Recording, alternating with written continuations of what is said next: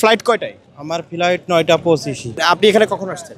আমি আর ঢুকছি সাড়ে 5:30টায়। 5:30টায় ঢুকে কি দেখেছেন?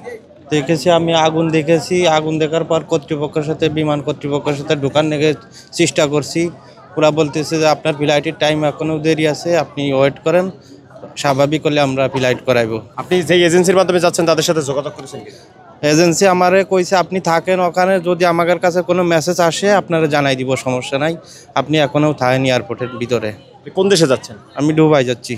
আপনি কি প্রথমবার যাচ্ছেন? না না, আমি ছুটিতে আসছিলাম, 6 মাসের ছুটি শেষ হয়েছে আবার যাচ্ছি। আগুন তো খুব ভয়াবহ অবস্থা, কি দেখি হবে উপর আল্লাহ জানে।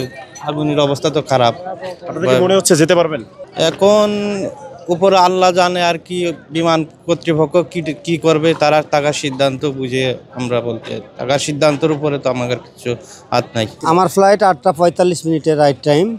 এখন পর্যন্ত কোনো তথ্য দিতে পারতেছে না এরা, এয়ারপোর্ট কর্তৃপক্ষ। আপনি যে এজেন্সির মাধ্যমে যাচ্ছেন তার সাথে কথা বলেছেন কি? তার সাথে কথা বলছি, তারা এ পর্যন্ত কোনো রেজাল্ট দেয় না। ওরা বলছে আপনারা অপেক্ষা করেন 7:30টা পর্যন্ত, তার পরবর্তীতে আমরা আপনাকে জানায় দেওয়া হবে। আপনি এখানে কখন নাগাদ আসছেন? আমি আসছি 4:30টায়। 4:30 এসে কি দেখেছেন? 4:30টার থেকে এই অগ্নিসংযোগ এটা চলতেছে, এ পর্যন্ত নিয়ন্ত্রণে নাই। যাওয়াটা অনিশ্চিত, এখনো কোনো ভরসা পাচ্ছি না। তো কোনো যে কেউ আমাদেরকে বলতেছে না যে ফ্লাইট যাচ্ছে। এখন থেকে তো একটা ফ্লাইটও যায় নাই।